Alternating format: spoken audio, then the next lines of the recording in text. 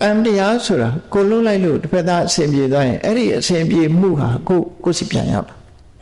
ကံတရားရဲ့သဘောကိုလုံးတဲ့ဟာကိုစီပြန်ရောက်မရောက်ဖဲမနေဘူးဟုတ်လားလမ်းမှာတင်ပျောက်သွားမယ်ဆိုတာမရှိဘူးပတ်စံတုတ်တော့ပျောက်ချင်ပျောက်မှာဒီဟာမပျောက်ဘူးကုသိုလ်ကောင်းမှုကလုပ်ပြီးရင်ကိုစီအဲ့ဒါကုသိုလ်လုပ်ပြီးဆိုရင်စိတ်ပါလက်ပါအကျိုးကိုသိပြီးတော့ကြိုးစားတော့မြတ်စွာဘုရားတောင်းဖို့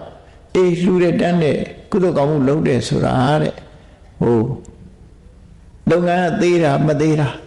ဒီလှူတာလဲကောင်းတာမကောင်းတာများတာနေတာဒါတွေအဓိကမဟုတ်ပါဘူးတဲ့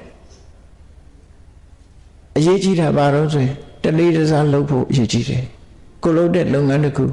I do my best ဘာပဲလုပ်လို့အကောင်းဆုံးဖြစ်အောင်လုပ်စိတ်အားနှစ်ပြီးတော့လုပ်တာကိုယ်တိုင်အကောင်းဆုံးဖြစ်အောင်လုပ်တယ်မလုပ်ရင်တော့အကျိုးပေးတော့လည်းမပေးခြင်းပေးမှာပဲဒါသူဘယ်သူမှလုပ်တာမဟုတ်ဘူးသူစိတ်စေတနာတိုင်းဖြစ်မှာစိတ်တိကတောဒါနလေးဒီကိုလုံးတဲ့ဟာသူများချမ်းသာပါစေဆိုတဲ့စိတ်ထဲက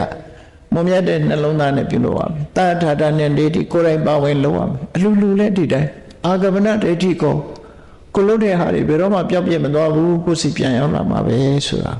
သိရှိနားလည်ပြီးလှူတဲ့တန်းနဲ့ကုသိုလ်လုပ်ရမယ်ဒီလိုဟောတာနော်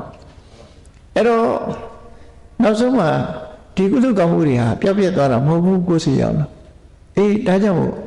ကုသိုလ်ကောင်းမှုလုပ်ပြီးတဲ့ပုဂ္ဂိုလ်ဟာတဲ့ဒီဘဝမှာလည်းဝမ်းသာရတယ်နောက်ဘဝမှာလည်းဝမ်းသာရတယ်နောက်ဘဝဝမ်းသာတယ်နှစ်ဘဝလုံးဝမ်းသာရတယ်